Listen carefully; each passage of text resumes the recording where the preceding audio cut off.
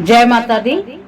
ओम नमः शिवाय। आज हम श्री शिव पुराण के रुद्र संहिता द्वितीय सती खंड के 35वें अध्याय का श्रवण करेंगे।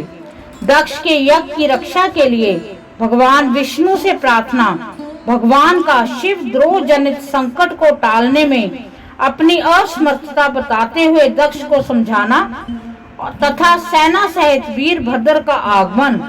दक्ष बोले, देव देव हरे विष्णु दीन बंधो कृपा निधे, आपको मेरे यज्ञ की रक्षा करनी चाहिए। प्रभु आप ही यज्ञ के रक्षक हैं, यज्ञ ही आपका कर्म है और आप यज्ञ स्वरूप हैं। आपको ऐसी कृपा करनी चाहिए जिससे यज्ञ का विनाश न हो। ब्रह्मा जी कहते हैं, हे मुनीश्वर, इस तरह अनेक प्रकार से सादर प्रार्थना करके दक्ष भगवान श्री हरि के चरणों में गिर पड़े। उनका चित्त भय से व्याकुल हो रहा था। तब जिनके मन में घबराहट आ रही थी, उन प्रजापति दक्ष को उठाकर और उनकी प्रवोक्त बात सुनकर भगवान विष्णु ने देव आदि देव शिव का स्मरण किया। अपने प्रभु एवं महान ऐश्वर्य से युक्त परमेश्वर शिव का स्मरण करके शिव तत्व के ज्ञाता श्री हरि दक्ष को समझाते हुए बोले।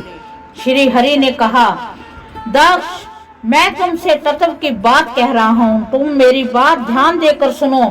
मेरा ये वचन तुम्हारे लिए स्वर्था, हितकर तथा महामंत्र के समान सुखदायक होगा। दक्ष, तुम्हें तत्व का ज्ञान नहीं है, इसलिए तुमने सबके अधिपति परमात्मा शंकर की अवहेलना की है। ईश्वर की अवहेलना से सारा कार्य स्वर्था निष्फल हो जाता है। केवल इतना ही नहीं, पग पग पर विपत्ति भी आती है। जहाँ अपूज्य पुरुषों की पूजा होती है और अपूजनीय पुरुष की पूजा नहीं की जाती, वहाँ दरिद्रता, मृत्यु तथा भय से ये तीन संकट अवश्य प्राप्त होंगे।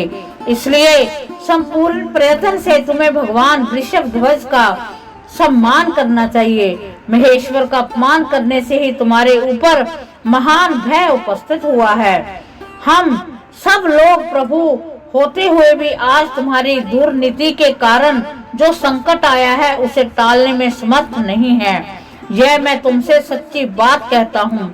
ब्रह्मा जी ने कहा, हे नारद, भगवान विष्णु का ये वचन सुनकर दक्ष चिंता में डूब गए। उनके चेहरे का रंग उड़ गया और वे चुपचाप पृथ्वी पर खड़े रह गए। इसी समय भगवान रुद्र के भेजे हुए गण नायक वीरभद्र अपनी सेना के साथ यज्ञ स्थल में जा पहुंचे। वे सब के सब बड़े शूरवीर, निर्भय तथा रुद्र के समान ही पराक्रमी थे। भगवान शंकर की आज्ञा से आए हुए उन गणों को गणना असंभव थी।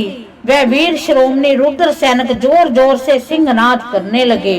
उनके उस महानाद से तीनों लोग गूंज उठे। आकाश धूल से ढक गया, दिशाएं अंधकार से आवृत हो गईं। सातों दीपों से युक्त पृथ्वी अत्यंत भय से व्याकुल हो पर्वत, वन और कानों सहित कांपने लगी तथा संपूर्ण समुद्र में ज्वार आ गया। इस प्रकार समस्त लोगों का विनाश करने में समर्थ उस विशाल सेना को देखकर समस्त देवता चकित हो गए। सेना के उद्योग को देख दक्ष के मुंह से खून निकल आया। वे अपनी स्त्री के साथ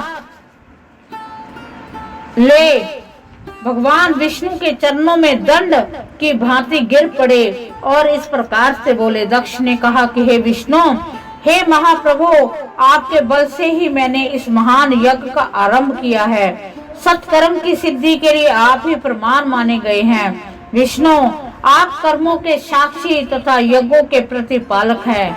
महाप्रभु, आप वेदोक्त धर्म और ब्रह्मा जी के रक्षक हैं। अतः प्रभु, आपको मेरे इस यज्ञ की रक्षा करनी चाहिए, क्योंकि आप सबके प्रभु हैं। ब्रह्मा जी कहते हैं कि दक्ष की अत्यंत दीनता पूर्ण बात सुनकर भगवान विष्णु उस समय शिव तत्व से विमुख हुए और दक्ष को समझाने के लिए इस प्रकार बोले।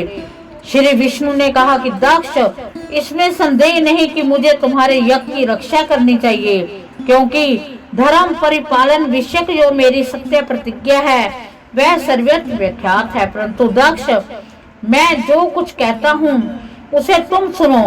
इस समय अपनी क्रूरता पूर्ण बुद्धि को त्याग दो। देवताओं के क्षेत्र नैमिषारण्य में जो अद्भुत घटना घटित हुई है उसका तुम्हें स्मरण नहीं हो रहा। क्या तुम अपनी कुबुद्धि के कारण उसे भूल गए हो? यहाँ कौन भगवान रुद्र के कोप से तुम्हारी रक्षा करने में समर्थ है? दाक्ष, तुम्हारी रक्षा किसको अभिमत नहीं है, परंतु जो तुम्हारी रक्षा करने को उद्यत होता है वह अपनी दुर्बुद्धि का ही परिचय देता है। दुर्मते, क्या कर्म है और क्या अकर्म है इसे तुम नहीं समझ पा रहे हो। केवल कर्म ही कभी कुछ करने में समर्थ नहीं हो सकता। जिसके सहयोग से कर्म में कुछ करने की सामर्थ्य आती है उसी को तुम सब कर्म समझो। भगवान शिव के बिना दूसरा कोई कर्म में कल्याण करने की शक्ति देने वाला नहीं है। जो शांत हो, ईश्वर में मन लगाकर उनकी भक्ति पूर्वक कार्य करता है उसी को भगवान शिव तत्काल उस कर्म का फल देते हैं। जो मनुष्य केवल ज्ञान का सहारा ले अनिश्वरवादी हो जाते हैं, ईश्वर को नहीं मानते हैं, वह शत कोटि कल्पों तक नरक में ही पड़े रहते हैं।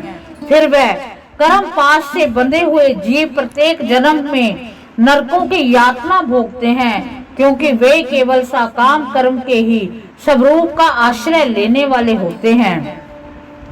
हे शत्रु मर्दन, वीरभद्र यो यज्ञशाला के आंगन में आ पहुँचे हैं। भगवान रुद्र की क्रोधा अग्नि से प्रकट हुए हैं। इस समय समस्त रुद्र गणों के नायक यही हैं। ये हम लोगों के विनाश के लिए आए हैं, इसमें संशय नहीं है।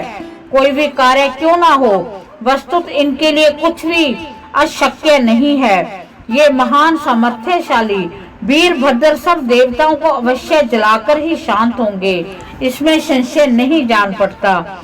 मैं भ्रम से महादेव जी की शर्त का उल्लंघन करके जो यहाँ ठहरा रहा, उसके कारण तुम्हारे साथ मुझे भी इस कष्ट का सामना करना ही पड़ेगा। भगवान विष्णु इस प्रकार कह ही रहे थे कि वीरभद्र के साथ शिव गणों की सेना का समुद्र उमड़ आया। समस्त देवता आदि ने उसे देखा। इस प्रकार भगवान शिव की कृपा का जो ये पुराण है, जिसे शिव पुराण कहते हैं, उसके रुद्र संहिता द्वितीय सती खंड के 35वें अध्याय का समापन होता है।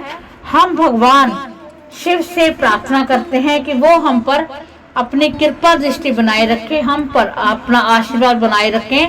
हम उनके चरणों में कोटि कोटि वंदन करते हैं, करोड़ों बार नमस्कार करते हैं। इसी के साथ जय माता दी। ओम नमः शिवाय।